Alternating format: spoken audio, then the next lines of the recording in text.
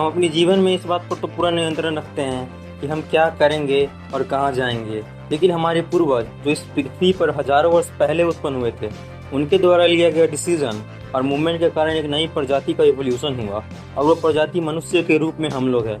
हमारे पूर्वज द्वारा किया गया अर्ली इमिग्रेशन का परिणाम यह है कि पृथ्वी पर बहुत ही कम ऐसा जगह है जहाँ पर मनुष्य नहीं रहता है। अलग जगहों के अलग अलग क्लाइमेटिक कंडीशन होने के कारण हमारी अपीयरेंस, बिहेवियर और कल्चर भी अलग अलग हो गया। वही हम आज से 2 लाख वर्ष पीछे जाएंगे तो ऐसी कोई बात ही नहीं होगी।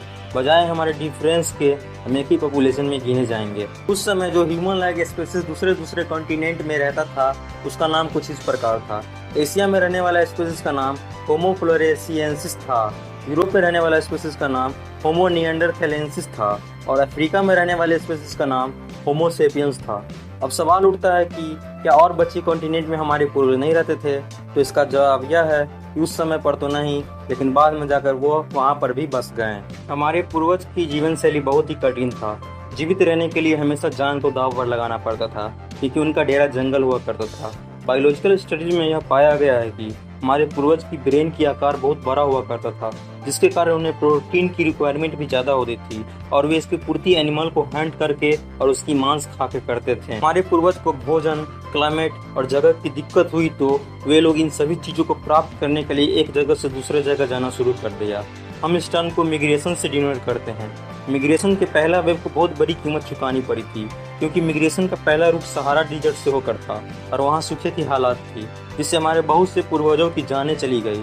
फिर भी मिग्रेशन करना आसान था क्योंकि उस समय 2 कॉन्टिनेंट की दूरी काफ़ी कम था और समुद्र की लेवल भी काफ़ी नीचे था। वैज्ञानिकों द्वारा बताया जाता है कि उस समय कुल 10 प्रकार के ह्यूमन लाइक स्पीशीज मौजूद था, जिसमें से 7 से भी ज़्यादा एक्सटिंक्ट हो गए। उसमें एक होमो निएंडरथैलेंसिस भी था, लेकिन आज भी इसकी डीएनए बहुत से यूरोपियन लोगों में पाया जाता है। अब आपके सामने जो इमेज आएगा उस पर ध्यान दीजिएगा और मेरी आवाज़ को सुनिएगा, क्योंकि मैं बताने वाला हूँ वीडियो के बहुत अहम हिस्से को। आपको इस इमेज में रेड कलर्ड पार्ट दिख रहा होगा और कुछ नंबर भी लिखा हुआ है। इसका मतलब यह हुआ कि 2 लाख वर्ष पहले सबसे पहला होमो सेपियंस इसी एरिया में दिखा था। पूरा अफ्रीका कॉन्टिनेंट घूमने के बाद वे लोग सऊदी अरब के पास पहुंचे, देन एशिया में। लगभग 70,000 वर्ष पहले मॉडर्न ह्यूमन यानी कि होमो सेपियंस ने अफ्रीका को छोड़ा था। उसके बाद वे एशिया और यूरोप के अलग अलग हिस्सों में गए थे। लगभग 50,000 वर्ष पहले एशिया का भ्रमण करने के बाद वे लोग ऑस्ट्रेलिया तक कैनोज पर बैठकर जा पहुंचे। जो होमो सेपियन एशिया में पहले से मौजूद थे वे नॉर्थ अमेरिका की तरफ रवाना हो गए। यह बात लगभग 15,000 वर्ष पुरानी है। पूरा नॉर्थ अमेरिका के लैंडमार्क को कवर करने के बाद वे लास्टली 14,000 वर्ष पहले साउथ अमेरिका में भी जा पहुंचे। इस तरह हमारा पूर्वज पूरी पृथ्वी पर बस गए।